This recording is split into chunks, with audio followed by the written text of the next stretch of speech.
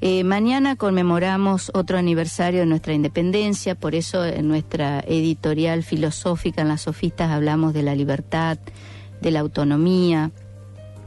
Y bueno, Artigas, afortunadamente, los últimos años ha sido y es rescatado con mucha fuerza.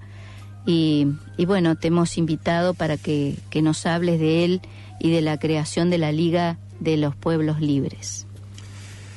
Buenos días, además de todos los títulos, soy tu hermano. Sí, eso es lo más importante. Para mí es lo más importante sí. Y un homenaje a nuestra sangre. Sí, el 9 de julio de 1816 se declaró la independencia en Tucumán. El Congreso se abre en Tucumán porque de hacerlo en Buenos Aires corría peligro por las inminentes invasiones extranjeras, particularmente la invasión del Imperio del Brasil, que ya se había adentrado mucho por estas tierras, quería tomar el dominio de todo el Río de la Plata, y bueno, la corte portuguesa se había trasladado a Brasil y desde allí había extendido su dominio. Por eso es que el Congreso de Tucumán se traslada para ser celebrado, para deliberar en San Miguel de Tucumán, donde continúa sus sesiones hasta 1819, en que se reinstala en Buenos Aires hasta su disolución. Es un hecho trascendente de nuestra historia patria, pero no menos relevante y muy poco conocido es el Congreso de Oriente o de Arroyo de la China, convocado por Artigas en lo que hoy es Concepción del Uruguay, que se celebra también en esta margen del río Uruguay, dado la presencia portuguesa, siempre amenazante con todo lo que fueran las colonias españolas. Y ese Congreso del Arroyo de la China o Congreso de Oriente, el 29 de junio de 1815, o sea, un año y un mes antes de Tucumán, declara la independencia no solamente de la corona española, sino de toda dominación extranjera. Este hecho es poco conocido porque no ha sido documentado mayoritariamente, pero además porque la historia oficial se encargó, como de tantos otros hechos trascendentales, de ocultarlo al conocimiento público y de instalarlo en los programas de educación. Y este Congreso, el Arroyo de la China o Congreso de Oriente, convoca a las 3 provincias del litoral, Entre Ríos, Corrientes y Misiones, por supuesto la banda oriental, que formaba parte de las Provincias Unidas del Río de la Plata, y que fue hasta la creación del Virreinato del Río de la Plata en 1776, perteneciente al Virreinato del Perú. Y este Congreso, además de las 3 provincias del litoral y de la banda oriental, reunió a las provincias de Santa Fe y de Córdoba, en razón de lo cual estos territorios, la Mesopotamia, la banda oriental, Santa Fe y Córdoba, no envían delegados o representantes al Congreso de Tucumán porque le comunican que ya la independencia había sido declarada acá un año y un mes antes, como efectivamente fue. Este hecho, que es muy significativo, es precedido por otras actividades de gran trascendencia histórica y que emprende Artigas. Primero es el Congreso de Tres Cruces, celebrado en la Quinta de Viana, en las afueras de Montevideo, anteriormente a este hecho, donde Artigas reúne este Congreso para convocar a todo lo que eran los representantes de los territorios, de los distritos de la banda oriental y del sur de Brasil, particularmente de Río Grande del Sur, para cursar instrucciones a los diputados que asistirían a la asamblea del año 13, y es un hecho muy significativo porque Artigas, que ya era reconocido como el jefe, como el protector, como le llaman luego en guaraní el Caraíguazú, el gran señor o el gran padre de todos, cuando Artigas se presenta ante los congresales, ante los delegados, le dice: mi autoridad emana de vosotros, pero cesa ante vuestra presencia soberana. Este es un gran antecedente inclusive para nuestra Constitución, porque como bien reza la Constitución, la autoridad soberana reside en el pueblo, que no delibera ni gobierna sino por medio de sus representantes. O sea, él está anticipando 40 años antes a los postulados que informan, digamos, la matriz o el núcleo filosófico de nuestra Constitución. Él abre ese congreso en el cual deja muy claramente establecidas cuáles serían las instrucciones que se darían a los representantes a la Asamblea del año 13. Esto se celebra a principios de abril de 1813, como lo digo, en la Quinta de Viana y en las afueras de Montevideo, y él establece muy claramente cuáles son los postulados que deben conformar esta nación naciente a partir de mayo de 1810, cuál es la organización republicana, la libertad civil y religiosa, que él la pregona no obstante haber sido educado bajo los parámetros de una familia católica, y la conformación de una confederación. ¿Qué es una confederación? Bueno, es una reunión de Estado bajo una serie de postulados comunes, pero en el cual cada Estado conserva su autonomía. Y en esa actitud, o ese postulado, o ese dogma de conservar la autonomía, él determina también, o estos postulados determinan, que los Estados conservarán sus hábitos, sus costumbres, las normas seculares o consuetudinarias que los conformaban, de acuerdo a lo que fuera la costumbre de cada uno de los territorios, y que esa confederación era a los efectos de formar una liga ofensiva y defensiva ante cualquier tentativa de apropiación o de invasión extranjera.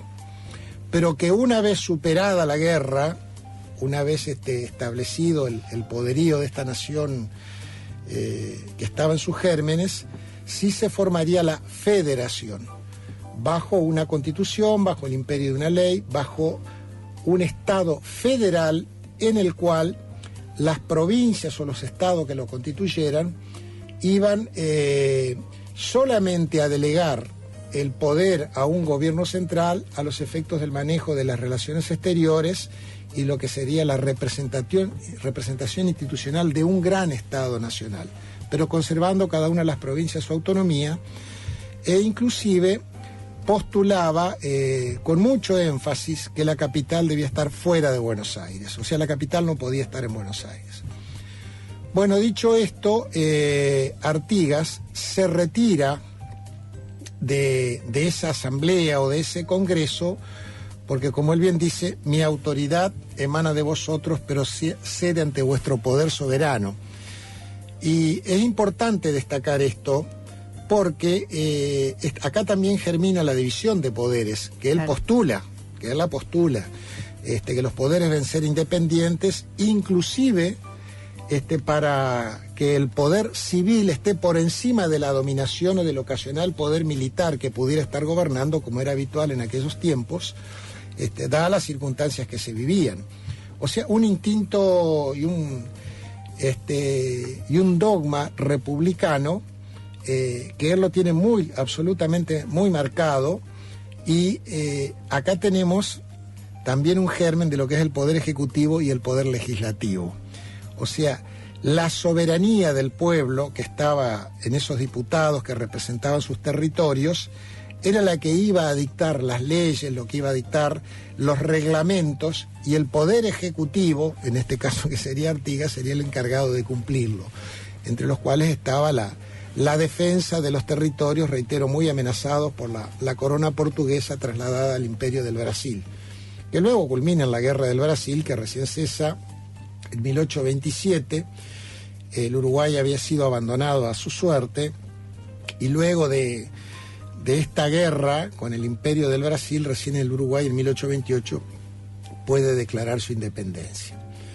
¿Qué ocurre? Cuando llegan los representantes uruguayos, el directorio de Buenos Aires, como ya lo tenía Artigas entre las personas que no podían ser sometidas a este poder central de Buenos Aires, le rechaza los diplomas a los diputados al extremo que no los deja desembarcar en Buenos Aires, y el directorio lo declara a Artigas un infame traidor a la patria. Qué barbaridad.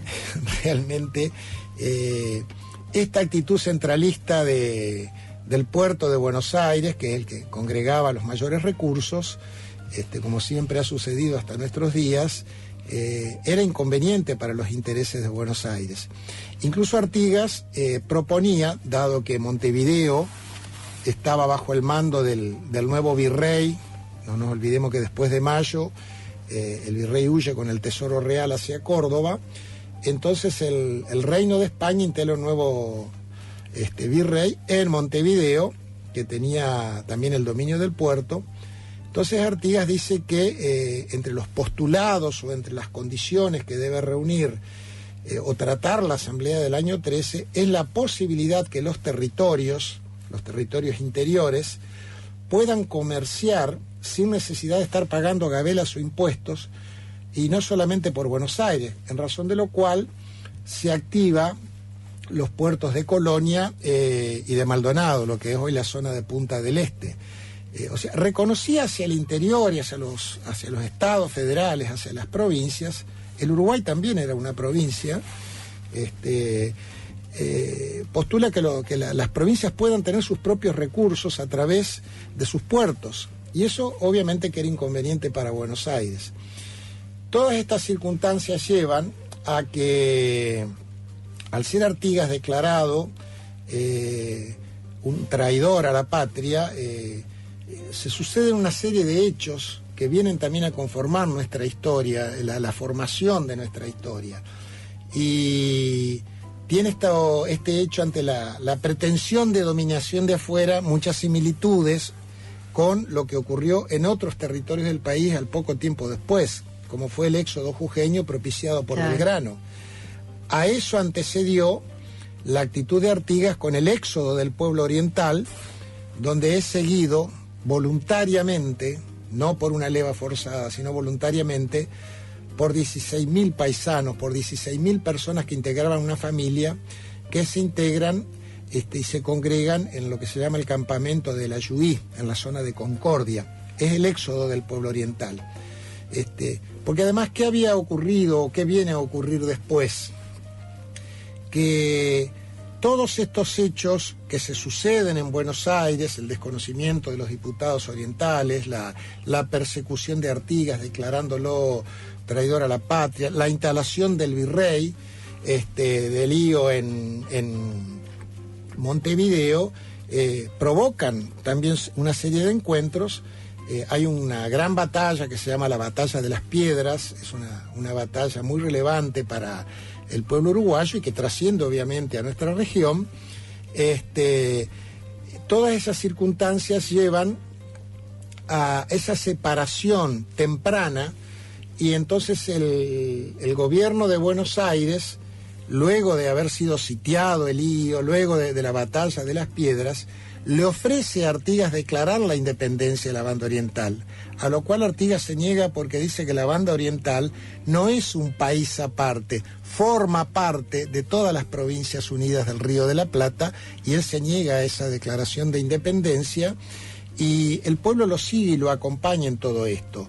Pero también Artigas es rechazado por el hecho que él pretendía que las tierras fueran loteadas y repartidas entre los habitantes de cada lugar o de cada región, que no estuvieran en poder de terratenientes y que fueran improductivas, sino que aquel que trabajaba y que cultivaba la tierra y que daba riqueza, el que debía ser beneficiado con el otorgamiento de eso.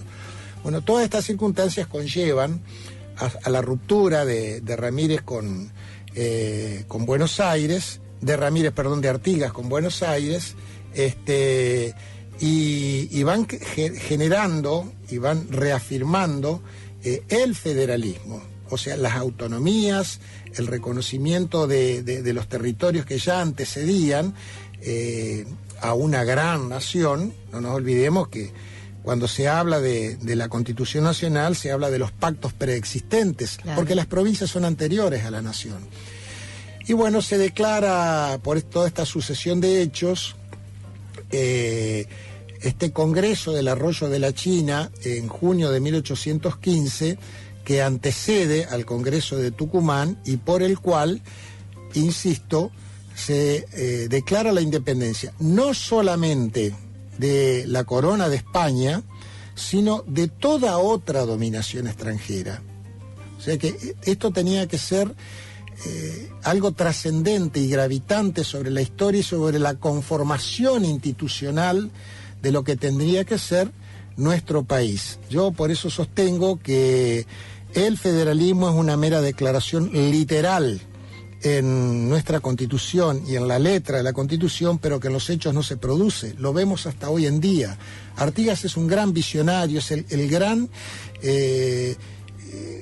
conceptualizador o formador de lo que es una proyección geopolítica de nuestros territorios, porque él, al igual que San Martín, al igual que Bolívar, pretendía conformar los estados de lo que fueron las antiguas colonias españolas, como lo fue Estados Unidos con las 13 colonias que se conforman inicialmente hasta llegar a ser lo que es hoy, un país de 50 estados. Bueno, Artigas eso ya lo veía a principios del siglo XIX. Y acá también hay un hecho que conviene destacar, porque la historia oficial, sobre todo la que se escribe después de Pavón, que es una gran claudicación y yo creo que es la tumba, la sepultura definitiva del federalismo, Artigas propiciaba eso para conformar esa gran nación latinoamericana que empezaba por formarse con lo que yo llamo el mapa de Artigas, que eran las 3 provincias litoral, Santa Fe, Córdoba, el Paraguay y el sur de Brasil.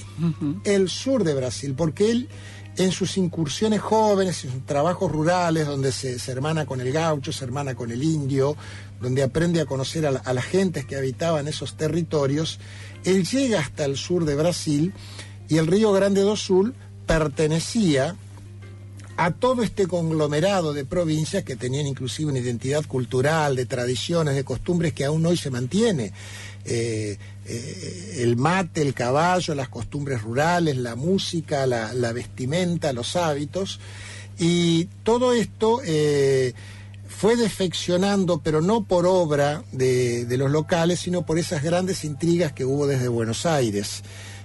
Inclusive quien también cree o quiere generar eso es Manuel Dorrego, por querer llevar eso adelante en 1828 siendo gobernador de Buenos Aires, es desconocido y se lo manda a fusilar, que ni siquiera se le permite despedirse de su familia. O sea, nuestra historia lamentablemente está escrita con letras de sangre, producto de traiciones, productos de intrigas, pero siempre pergeñadas desde Buenos Aires, con las intrigas británicas naturalmente, pero con lo que llamamos hoy los cipayos, o sea, los de adentro que contribuyeron a eso. Y así fue como este gran proyecto federal de Artigas, que queda esbozado, primero con esa tentativa de incorporarse a la Asamblea del año 13 y luego con el Congreso del Arroyo de la China, fue declinando.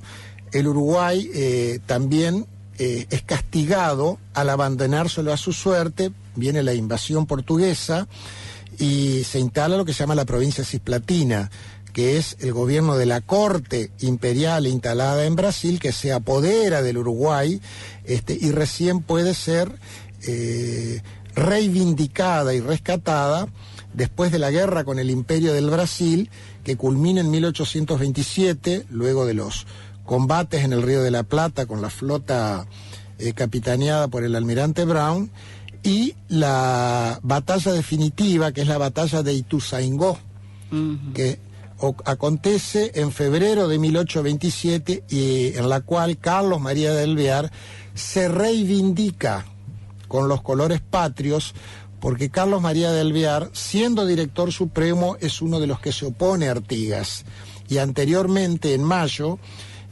pretende la reinstalación de la corte española para sostener sus dominios acá, que era la corte de los Borbones, lo cual generó obviamente el rechazo de la gente del interior, y él con el tiempo se reivindica al triunfar en esa batalla definitiva contra el Imperio del Brasil en 1827, que tiene dos hechos significativos esta fecha.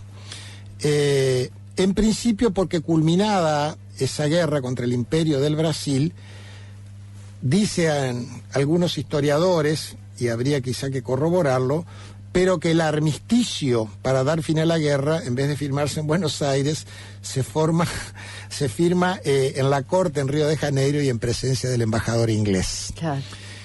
Y también una señal. Es toda una señal. Pero además, 1852 ocurre la batalla de Caseros. Y la batalla de Caseros, el 3 de febrero de 1852, la entrada del ejército grande, comandado por Urquiza, pero integrada en gran parte por el ejército brasileño, por eso se dice Caseros, triunfo brasilero, no se produce el 3 de febrero o el día siguiente, se produce recién el 20 de febrero. ¿Por qué? Porque es una imposición de los brasileros a Urquiza como reivindicación, digamos, a aquella batalla de Ituzaingó. Y Urquiza accede a eso. Claro. Urquiza accede a eso. Lo cual también es una gran claudicación al federalismo y a nuestra nacionalidad. Y es uno de los hechos, seguido luego de Pavón, donde también hay otra claudicación de él ante Mitre, que genera esta resistencia en el interior y por la cual en 1870 ocurre el asesinato de él en el Palacio San José, que no solamente es él ultimado, sino también uno de sus hijos que habitaba en Concordia. Bueno, todos estos hechos son reveladores de circunstancias trágicas y trascendentes de nuestra historia que nos han llevado a través del transcurso de los tiempos, inclusive a la situación que se ha seguido sistemáticamente ya instalada, reproduciendo nuestro país. Por algo hoy Buenos Aires maneja más del 70% de la renta nacional, por eso hoy Buenos Aires, como siempre, tiene tarifas diferenciales en energía y combustibles, por eso hoy Entre Ríos, que es cuna del federalismo, no obstante generar energía eléctrica que se distribuye en toda la red nacional de electricidad, paga una mayor tarifa por el servicio de electricidad de lo que se paga en Buenos Aires. Sí. Bueno, estas cosas yo postulo que deben darse a conocer y que deberían formar parte de lo que sería la educación básica de nuestra escuela primaria, de nuestra escuela secundaria, y debe ser motivo de una gran difusión. Lo mismo, otro de las perversidades de la historia oficial, que caratula o califica a nuestros caudillos como hombres bárbaros y brutos. Artigas no era ningún bruto. Artigas había sido educado como se educaba en aquella época por sacerdotes franciscanos que le enseñaron los rudimentos de la aritmética, del lenguaje, obviamente la educación confesional que se daba en aquella época. Pero luego Artigas lee a Thomas Paine, a Jefferson, que son los que inspiran la Constitución norteamericana de 1776, y también él se había inspirado en el contrato social de Rousseau. Sí. Por eso es que él tiene esa concepción de la soberanía, de la división de poderes y de lo que es la república y lo que es el manejo de los recursos que genera el hombre con su trabajo y la forma en que deben ser distribuidos. Y así también, como se dijo de bárbaro por Facundo Quiroga, y Facundo Quiroga proviene de la dinastía de los Quiroga, que los mayores datos ancestrales se remontan al rey Alfonso el Sabio, que es el manda a pelear al sí contra los moros. Caudillo era Güemes, resistió a punta de chuza y boleadora 6 invasiones realistas que permitieron resguardar el norte de nuestro país y lo que era el Alto Perú, Bolivia, de la invasión española, para que San Martín pudiera generar y producir esa gesta que fue el cruce de los Andes y libertar a 3 naciones. Así que provenía de una gran familia y también fue combatido porque él pretendía la distribución de las rentas de las tierras entre quienes formaban parte de la comunidad rural salteña, que eran los que la cultivaban, y por eso también fue perseguido. Pero eran ni bárbaros ni brutos. Sin embargo, aquellos que hablaron de civilización y barbarie lo degollaron al Chacho Peñalosa en presencia de su mujer y exhibieron su cabeza en una pica, diciendo que esto sirva para escarmiento. Sí. Como también la élite ilustrada generó el mayor genocidio de nuestra historia, que fue la guerra contra el Paraguay. Que eso da para hablar largo y tendido. Por eso vamos a ir planteando programas que podamos ir desarrollando todos estos temas, porque el siglo XIX es clave comprender cuál fue el proyecto, yo diría los proyectos geopolíticos que se dieron en ese momento, y es muy importante la historia y también cómo se fue conformando, recién decías el mapa de Artigas, pero todos esos otros mapas que tienen que ver con intereses foráneos, la mayoría, porque la preeminencia del puerto de Buenos Aires siempre estuvo al servicio aún hoy de la dominación extranjera o del privilegio de una potencia extranjera por sobre intereses propios. Vamos a hacer una breve pausa musical y continuamos luego. Nos quedan pocos minutos para el cierre del programa. Decíamos recién en la pausa que es interesante poder retomar en otros programas esta historia del siglo XIX y de cómo se fue dando nuestro proceso de independencia y cómo eso repercute en el presente, qué decimos o qué queremos decir con un proyecto de un país federal, qué significa que las provincias tengan de manera efectiva sus autonomías, más allá de que cada provincia tiene su propia constitución y su propia estructura jurídico-política. Pero bueno, qué reflexiones nos deja este proyecto de Artigas, ¿no? ¿Cómo retomarlo? Las reflexiones a las que yo adhiero o que creo interpretar, y que yo también lo postulo, es que por encima de nuestras diferencias coyunturales, nosotros tenemos que reconocernos como hermanos, tolerando al que piensa distinto, pudiendo deliberar y discutir y confrontar con altura, con educación y con fundamento con aquel que piensa distinto, porque de esa confrontación, entendido en el buen sentido, surgen las conclusiones o los proyectos, de las deliberaciones surgen las conclusiones y los proyectos, pero siempre reconociéndonos como hermanos. Porque si no nos reconocemos como hermanos, nunca podremos llegar a ser una nación.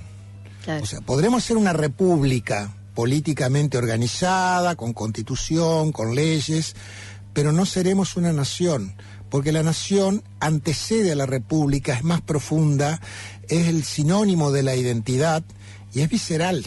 Claro. La república es la organización política, y eso, por ejemplo, es algo que sí entendió Paraguay cuando no se pliega a mayo de 1810, porque no tolera, ni consiente, ni cree conveniente someterse al poder de Buenos Aires. Por eso es que Paraguay se aísla, y por eso es que Paraguay conforma un Estado dentro de su propio Estado, con su propio gobierno y su organización, y es lo que es la última ex colonia de la dominación española, que se mantiene, digamos, autónoma e independiente del poder central. Y Paraguay en 1865 no podía ser tolerada por Buenos Aires porque no la había logrado someter a pesar del aislamiento que le había sometido. Paraguay en 1865, primero por Gaspar Rodríguez de Francia, luego por Carlos López y finalmente por su hijo Solano López, tenía astilleros, tenía flota de ultramar, tenía fundiciones, tenía educación pública, tenía telégrafo, tenía ferrocarril y no tenía deuda externa. Eso era intolerable para el dominio inglés, y por eso se pergeña esa guerra de la Triple Alianza, que en realidad es la guerra de la Triple Infamia, que constituye el mayor genocidio de nuestra historia, donde más de 800.000 hermanos son ultimados, y es sometida a una nación que, no obstante ese sometimiento militar, conserva orgullosa su identidad hasta el día de hoy, y que creo nosotros todavía le estamos debiendo un pedido de disculpas y una reivindicación. Y por ese motivo también es que Entre Ríos no aporta tropas para esa guerra fratricida, y se producen los desbandes de Basualdo y Toledo, porque cuando Sarmiento le dice a Urquiza que haga la leva para llevar guerreros al Paraguay, Urquiza le dice, bueno, acá no quiere ir nadie, los que pueden ir, dice, venga a buscarlos usted y llévelo con los grillos puestos, es decir, los presos que estaban encadenados. Claro. Y la leva forzada que se hace se revela y se producen los desbandes de Basualdo y Toledo, en la zona de lo que es hoy Feliciano, y ningún entrerriano va a combatir al Paraguay. Por eso es que López Jordán, no obstante ser lugarteniente de Urquiza y subalterno de Urquiza, cuando éste le ordena hacer leva de tropas para ir a combatir, López Jordán le contesta en una carta, le dice, general, usted nos llama para combatir al Paraguay, contra ellos no, porque es nuestro pueblo hermano, convóquenos para pelear contra porteños y brasileros, que ese es nuestro enemigo. Claro. Y se revela y no va a combatir. Por eso digo que nuestra historia está plagada de estos hechos y de tantas ironías, porque cuando, por ejemplo, las invasiones inglesas, Pueyrredón defecciona, que era en ese momento el comandante militar de Buenos Aires, defecciona en Quilmes y Miserere. ¿Y cómo se recupera en agosto Buenos Aires, la Reconquista? Con un francés, Santiago de Liniers, que va y forma una milicia en el Uruguay, y con esos uruguayos viene y coadyuva en gran parte a la Reconquista de Buenos Aires en agosto de 1810. ¿Cómo sigue la historia? Claro. Liniers fusilado, el Uruguay abandonado a su suerte a la corona portuguesa instalada en Brasil, y con el tiempo Pueyrredón consagrado director supremo de las provincias del Plata. Sí, estos hechos de nuestra historia. Por lo menos hay dos historias, ¿no? Hay dos historias en el sentido de cómo se fue haciendo la transmisión de este siglo XIX, nuestra Constitución como país, como patria, como nación, como república, y siempre hay por lo menos dos versiones de cómo se fue dando ese proceso independentista. Hay textos, más allá de que uno o una ha rechazado la dependencia con Estados Unidos, pero el texto de la Declaración de Independencia de los Estados Unidos es un texto que inspira, pero para una independencia efectiva, no una independencia que se declama, como decías vos, pero que después, por intereses económicos, comerciales, se agacha la cabeza frente a un poder extranjero o externo. También es interesante ver en el siglo XIX cómo leían a los europeos, ¿no? Es decir, leer a Rousseau no es lo mismo que leer a Spencer. Claro, Moreno se había inspirado en él. Y él es uno de los que también anticipa cómo debe conformarse una nueva nación.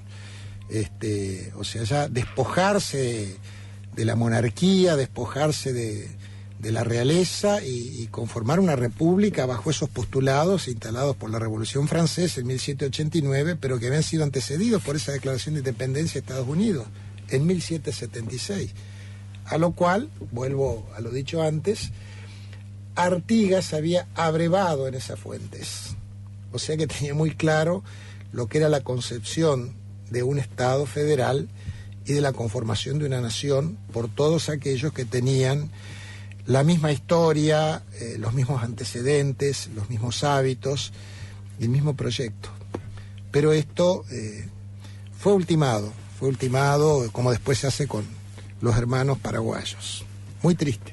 Pero hay que saberlo, hay que conocerlo. Por supuesto, sí. Y hay que tratar de propalar esto desde el lugar que cada uno ocupe, porque si no vivimos inundados por los programas que vienen desde Buenos Aires, de superficialidad, de tilinguería, como yo le digo, y que hacen ocupar el tiempo en esas cosas en vez de otras que son las que nutren nuestro y que además no muestran el país, sino que muestran la ciudad autónoma de Buenos Aires, como si eso fuese Argentina, ¿no? Es decir, no digo que eso esté mal con los localismos, pero sí es importante que, siendo la capital del país, también muestre todo el país, todo lo que... Un país con 2.800.000 kilómetros cuadrados de extensión y una ciudad de Buenos Aires con 199 kilómetros de extensión. Sí. Es el gran contraste.